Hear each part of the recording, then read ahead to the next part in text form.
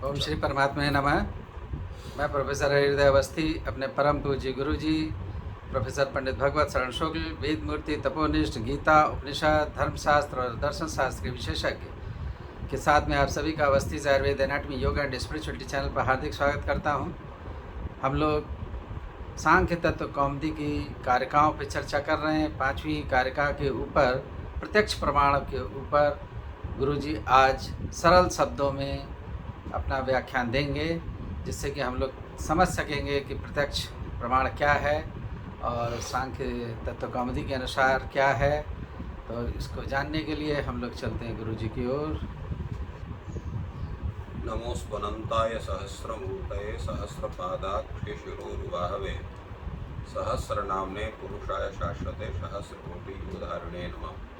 कृष्णाय वासुदेवाय हरे परमात्मने प्रणतक्लेशनाशाय गोविंदाय नमो नमः। इस चैनल से संबद्ध सभी विद्वद्गण, सभी जिज्ञासु छात्रवृंद एवं सरदय सज्जन वृंद तथा इस चैनल के संस्थापक तथा प्रबंधक आचार्य हरिहृदय अवस्थी जी, संप्रति हम लोग सांख्य शास्त्र के विचार परंपरा में सांख्य तत्व कौमुदी ग्रंथ पर विचार कर रहे हैं।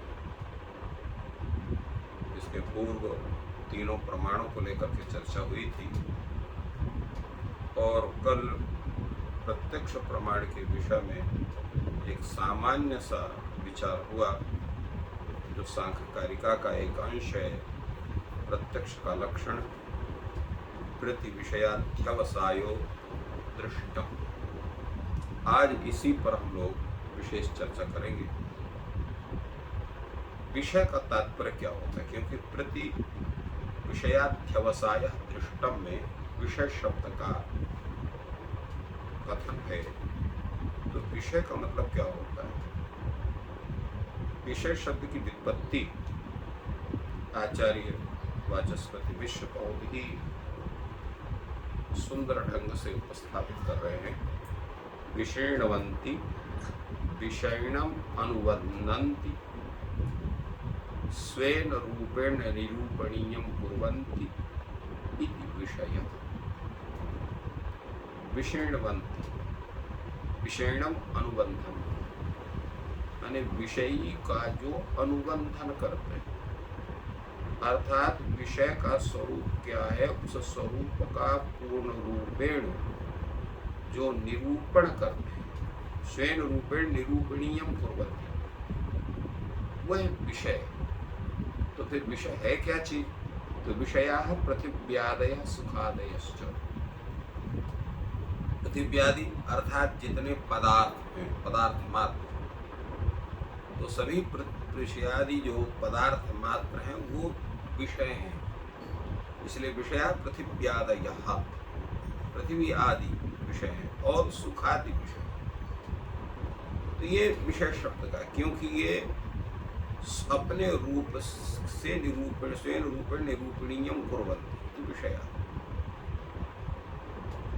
अब इसमें जो स्वरूप है विषय का, उसका विषय और अविषय, कुछ विषय हैं तो कुछ किसी के लिए वो विषय होते हैं, तो किसी के लिए वो अविषय होते हैं। तो अस्मदादि नाम अविषया तन्मात्र लक्षणा योगी नाम ऊर्ध्वसोतसाम च विषया। तो विषय भी तो कुछ ऐसे विषय हैं जो हमारे लिए हैं। तो हमारे लिए विषय क्या है? तो हमारे लिए विषय हैं जिनका हम उपभोग करते हैं, जिनसे संबद्ध होते हैं, वो विषय हमारे लिए हैं। वो पृथ्वी, जल, तेज, वायु, आकाश, तो स्थूल स्वरूप। और इस सुख दुख आदि, इच्छा द्वेष प्रयत्न आदि, ये भी हमारे लिए विषय हैं, क्योंकि उनसे भी हम उनसे युक्त होते हैं, उनसे संबद्ध होते हैं। परंतु कुछ ऐसे हैं जो हमारे लिए विषय नहीं होते, क्योंकि हम उनका उपयोग नहीं कर सकते हैं। अस्मदादि नाम अविषया। तो वो ऐसे कौन से वो विषय हैं जो हमारे लिए अविषय हैं? तो तन्मात्र लक्षण, तन्मात्रा इत्यादि, तन्मात्रा आदि सूक्ष्म भूत जो है, शब्द स्पर्श रूप रस गंध, ये हो गए। तो ये इत्यादि जो तन्मात्र स्वरूप हैं विषय, वो हमारे लिए नहीं है। तो किसके विषय बनते हैं? योगिनाम ऊर्ध्व स्रोतसांच विषय, जो योगी है, और ऊर्ध्वस्रोतसाम, जो ऐसे हैं जो जिनका जो संबंध है, जो अत्यंत सूक्ष्म दृष्टा जो ऋषि हैं, ऐसे जो लोग हैं जिनको ऊर्ध्व स्रोतस कहते हैं, ऐसे उन ऋषियों के वो विषय बनते हैं। इस कारण से वो उनके विषय होंगे। वो हमारे विषय इसलिए हो सकते हैं क्योंकि हम उनका व्यवहार में उपयोग नहीं कर सकते। तो इस तरह से दो तरह के विषय हुए, एक पृथ्वी आदि विषय हुए, एक तन्मात्र स्वरूप, दो विषय हो गए। तो विषयम विषयम प्रतिवर्तते इति प्रति विषयम, जो विषय विषय के प्रति माने प्रत्येक विषय के प्रति उपस्थित हो वो प्रति विषय हुआ। और सन्निकर्ष वृत्ति का अर्थ होता है सन्निकर्ष, और अध्यवसाय का अर्थ भी वृत्ति होता है, वृत्तिश्च सन्निकर्ष। वृत्ति का अर्थ होता है सन्निकर्ष, सन्निकर्ष का मतलब होता है संबंध। तो प्रति विषय का जो वृत्ति है अर्थात संबंध है, संबंध का मतलब सन्निकर्ष जिसको हम कहते हैं, तात्पर्य उसका क्या हुआ, अर्थ सन्निकृष्टम, अर्थ से सन्निकृष्ट, अर्थ से संबद्ध, क्योंकि अर्थ से ही संबद्ध हो करके इंद्रिया उस विषय का ज्ञान कराती है। अर्थ सन्निकृष्टम इंद्रियम इत्यर्थ, अर्थ से सन्निकृष्ट संबद्ध होकर के इंद्रियां विषय का ज्ञान कराते हैं। तो तस्मिन अध्यवसाय, उसमें अध्यवसाय है, अर्थात उसमें वो आश्रित है। अध्यवसाय का जैसे अर्थ बताया गया, अध्यवसायश्च बुद्धि व्यापार ज्ञानम, अध्यवसाय का अर्थ है बुद्धि व्यापार ज्ञान। तो तात्पर्य क्या हुआ इसका, उपाद्य विषयाणाम इंद्रियाणाम वृत्तौ सत्याम बुद्धि तमः अभिभवेसति, यह सत्व समुद्रेकः सह अध्यवसाय इति वृत्ति ज्ञानम इति च आख्यायते। तात्पर्य क्या हुआ इसका, इतना लंबा चौड़ा जो कथन है, इसका मतलब तात्पर्य है कि किसी भी विषय का हम साक्षात्कार कैसे करते हैं, क्या उसकी प्रक्रिया हो साक्षात्कार करने की किसी भी विषय की। तो पहले हम क्या करते हैं, पहले हम जो सामान्य विषय है, जो पार्थिव विषय है, चाक्षुष, वो आपका जो है पृथ्वी जल तेज वायु आकाश जैसे कहा गया, तो पृथ्वी आदि जो विषय हैं उन गृहीत विषयों का सबसे पहले इंद्रियों के साथ संबंध होता है। जैसे जो मूर्त पदार्थ है, तो मूर्त पदार्थ का संबंध चक्षुरेंद्रिय से होगा।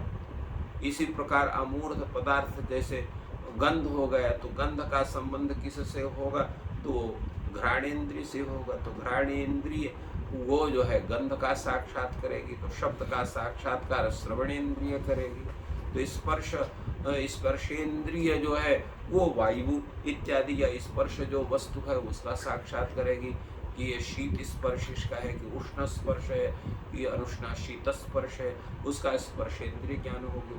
तात्पर्य जो हमारी 5 ज्ञानेंद्रियां हैं वो तत्त विषय का साक्षात्कार कब करती हैं, जब उन इंद्रियों का उन विषयों के साथ संबंध होता है।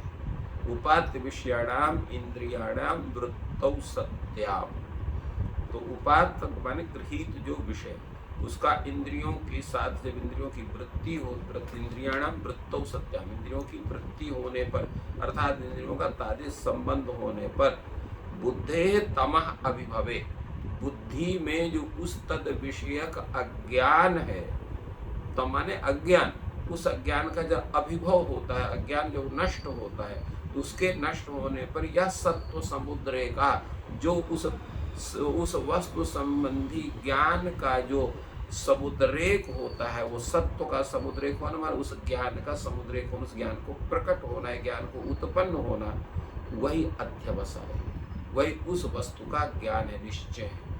इसी को वृत्ति, तो इति वृत्ति रीति ज्ञान विधि, उसको वृत्ति भी कहते हैं, उसी को ज्ञान कहते हैं।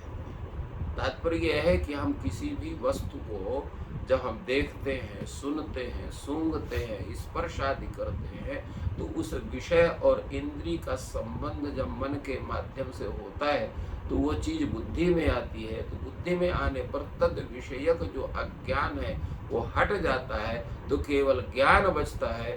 तो उस विषय और विषयी ज्ञान दोनों का जो संबंध होकर के तद वस्तु का जो बुद्धि में प्रकाश होता है, उसी को हम उसको प्रत्यक्ष कह सकते हैं। उसी को, उस ज्ञान को ही हम प्रत्यक्षात्मक ज्ञान कहते हैं।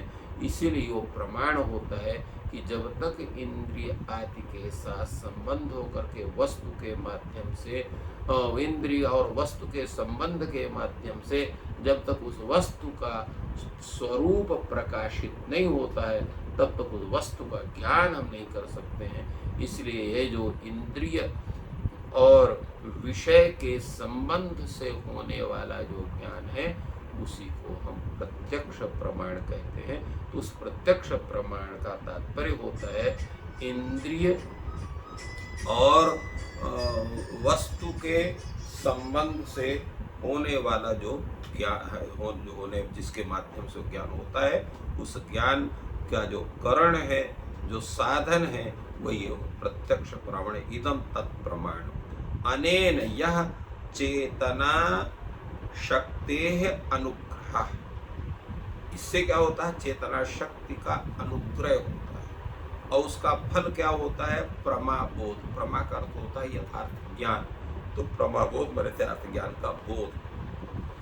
तो इस तरह से ये प्रत्यक्ष प्रमाण का जो स्वरूप है वो हमारे सामने प्रकट होता है। अब इसमें जो ये अनुग्रह शब्द है, जिसका वहाँ कथन हुआ पूर्व में, आचार्य वाचस्पति मिश्र ने कहा कि अनेन यह चेतना शक्ति अनुग्रह तत्फलम प्रमा। तो चेतना शक्ति का जो अनुग्रह है, उसका फल ये प्रमा बोध होता है। तो ये अनुग्रह वस्तु क्या चीज, अनुग्रह का मतलब क्या हुआ यहाँ पर, इस पर विचार होता है। तो इस पर कहा कि बुद्धि तत्व ही प्राकृतत्वात् अचेतनम इति तदीया अध्यवसायो भी अचेतना घटाधिपति। वस्तुतः जैसा हम लोग जानते हैं कि बुद्धि स्वतः कोई कार्य नहीं करती, अहं तत्व ये कोई भी जितने हैं स्वतः कार्य के। ये कैसे? चूंकि प्रकृति भी जड़ है, तो प्रकृति पुरुष के संबंध से चेतनता का अनुभव करके तब सृष्टि की प्रक्रिया को आगे बढ़ाती है। इसलिए इन्होंने कहा कि बुद्धि तत्व भी प्राकृत होने से अचेतन है, इसलिए उसका जो अध्यवसाय, उसकी जो वृत्ति है, उसका जो व्यापार है, वो भी अचेतन है, कोई भी चेतनीय नहीं। कैसे? जैसे घट है, घट जैसे अचेतन है, वैसे बुद्धि तत्व भी अचेतन है, क्योंकि वो प्रकृति से उत्पन्न हुआ, प्रकृति स्वयं अचेतन है। तो जैसे मिट्टी से उत्पन्न घट जैसे मिट्टी होता है, मिट्टी से दूसरा नहीं होता है, वैसे प्रकृति, जड़ प्रकृति से उत्पन्न जो बुद्धि तत्व है, वो भी वो प्रकृति से उत्पन्न होने के कारण जैसे प्रकृति जड़ है, उसी प्रकार बुद्धि तत्व भी जड़ है।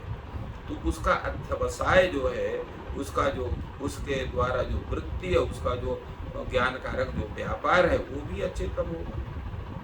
तो जब एवं बुद्धि तत्व सुखादयो परिणाम भेदा अचेतन, तो बुद्धि तत्व के सुखादि जो परिणाम भेद है, सुख दुख आदि का जो अनुभव होता है, जो प्रयत्न आदि होते हैं, जो भी कार्य होते हैं, वो परिणाम भेद भी अचेतन है।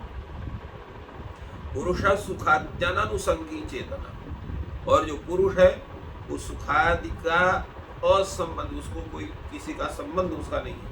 सुखादि अननुसंगी, मान सुखादि से उसका कोई संग नहीं हुआ, वही केवल चेतन। तो स्वयं बुद्धि तत्ववर्तिना ज्ञान सुखादिना तत् प्रतिबिंबिता तच्छायापत्या ज्ञान सुखादिमान इव भवति इति चेतनः अनुभूयते। तो फिर उसका ज्ञान कैसे होता है? तो उसका कारण है, जैसे स्फटिक पत्थर है, उसके बगल में अगर आप कोई नीला रंग का कोई पुष्प रख दीजिएगा तो नीला स्फटिका ऐसा प्रतीत होगा।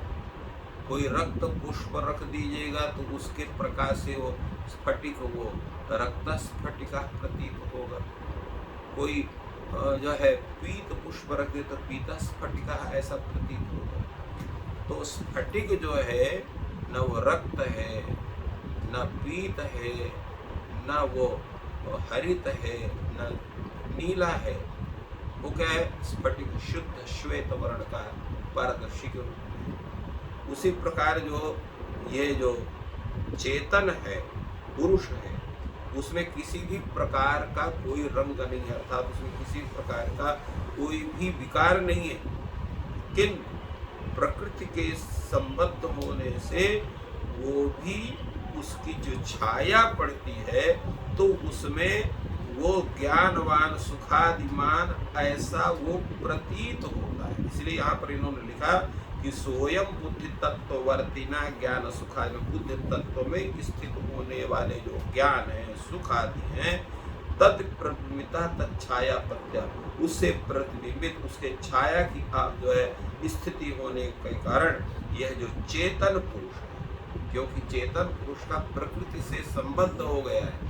तो प्रकृति से संबद्ध होने के कारण प्रकृति के जो गुण हैं उस चेतन पुरुष में भी प्रतीत होने लगते हैं। जैसा हमने उदाहरण दिया कि जैसे स्फटिक में, स्फटिक का कोई अपना स्वतंत्र केवल श्वेत स्वच्छ वर्ण के अतिरिक्त कोई दूसरा रंग नहीं है, परंतु पीता स्फटिका, रक्ता स्फटिका, कृष्णा स्फटिका इत्यादि जो प्रतीति होती है, नीला स्फटिका प्रतीति होती है, तो वहाँ पर रक्त पुष्प, पीत पुष्प, नील पुष्प आदि के संबंध होने से उसकी प्रतीति होती है, क्योंकि उसकी छाया पड़ती है। इसी प्रकार पुरुष भी वो स्वच्छ वर्ण का है, स्वच्छ स्वरूप का है, उसमें ज्ञान सुख आदि का स्वतः भान कोई नहीं है, प्रकृति के संबंध होने से उसमें अयम ज्ञानवान पुरुष, अयम सुखादिमान पुरुष, अयम दुखवान पुरुष इत्याकारक प्रतीति उसकी होती है चेतन में।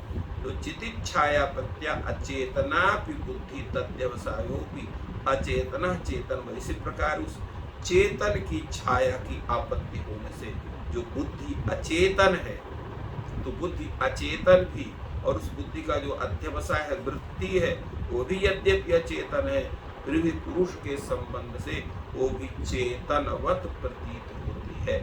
ये मुख्य रूप से इसका स्वरूप है, जिसकी चर्चा यहाँ पर आचार्य वाचस्पति मिश्र ने प्रत्यक्ष प्रमाण को लेकर के और उससे प्रत्यक्ष प्रमाण की जो अनुभूति है उससे तब तक स्थिति का स्वरूप बनता कि नहीं बनता, इस पर विचार किया। आगे इसी पर और अध्यवसाय शब्द की व्याख्या कर रहे हैं कि अत्र अध्यवसाय ग्रहण संशयम व्यवच्छिन्न। अध्यवसाय का अर्थ होता है निश्चित ज्ञान, ये भी उसका अर्थ होता है। तो अध्यवसाय का निश्चित ज्ञान होने से तात्पर्य है जिसमें किसी भय संशय का कोई स्थान नहीं है, जिसमें भ्रम का कोई स्थान नहीं, तो निश्चयात्मक ज्ञान ही अध्यवसाय कहा जाता है। तो अध्यवसाय शब्द का इसीलिए प्रति विषयाध्यवसाय दृष्टम का, कि ऐसा ज्ञान जो अध्यवसाय, अध्यावसाय निश्चित है, जिसमें संदेह भी नहीं है, जिसमें भ्रम भी नहीं है। तो संशय और भ्रम को दोनों का व्यवच्छेदन ये अध्यवसाय शब्द करता है। तो संशयस्य अनवस्थित ग्रहणत्वेन अनिश्चित रूपत्वा, क्योंकि संशय क्या होता है, वो अनवस्थित का ग्रहण करता है। तो संशय जो है अनवस्थित का ग्रहण होने के कारण वो अनिश्चित स्वरूप को उपस्थापित करता है, निश्चित स्वरूप उपस्थापित नहीं कर सकता। तो अगर संशयात्मक ज्ञान है, भ्रमात्मक ज्ञान है, तो उसमें निश्चय हो ही नहीं सकता। इस कारण से यहाँ पर जो है वो निश्चयात्मक ज्ञान करने पर ही वो प्रमाण के रूप में आएगा। इसलिए निश्चय अध्यवसाय इति च अनर्थांतर, निश्चय और अध्यवसाय ये दोनों जो है ये दूसरा अर्थ नहीं, वही अर्थ जिसको निश्चय कहते वही अध्यवसाय है। इति च अनर्थांतर, ये जो है अर्थांतर नहीं है। विषय ग्रहणेन च असत विषय विपर्ययम अपाकरोति। अब यहाँ पर प्रति विषयाध्यवसाय में विषय शब्द का भी कथन है। तो विषय शब्द का कथन होने के कारण ये विषय ग्रहण से होता क्या है, असत विषयम विपर्ययम, जो असत विषय है, जो सत विषय और असत विषय दोनों का चर्चा हुई, तो सत विषय का विचार होता है, असत विषय का विचार नहीं होता है। तो असत विषय के विचार को और विपरीत विचार दोनों को अपाकरोति, दोनों को दूर करता है। प्रति विषय में केवल विषय पर ही विचार होगा अविषय पर विचार नहीं होगा, असत विषय पर विचार नहीं होगा, विपरीत विषय पर भी विचार नहीं होगा। और प्रतिग्रहण किया गया, तो प्रतिग्रहण इंद्रियार्थ सन्निकर्ष सूचनात् अनुमान स्मृत्यादश्च पराकृता है। अब यहाँ पर प्रति विषयाध्यवसाय, तो प्रत्येक विषय का संबंध कैसे होगा? इंद्रिय अर्थ के संबंध से ही उस प्रत्येक विषय का ज्ञान होगा। तो प्रति ग्रहण से और इनका ग्रहण से क्या होता है कि इंद्रियार्थ सन्निकर्ष, इंद्रिय और अर्थ, इंद्रिय माने चक्षुरादि इंद्रिय, अर्थ माने घटपट आदि सुखादि, तो इनका जो संबंध है, उस संबंध की सूचना होने, संबंध का कथा होने से केवल प्रत्यक्ष का ही ग्रहण होगा। प्रत्यक्ष से अतिरिक्त जो अनुमान है, स्मृत्यादि है, उनका निषेध स्वतः हो जाता है।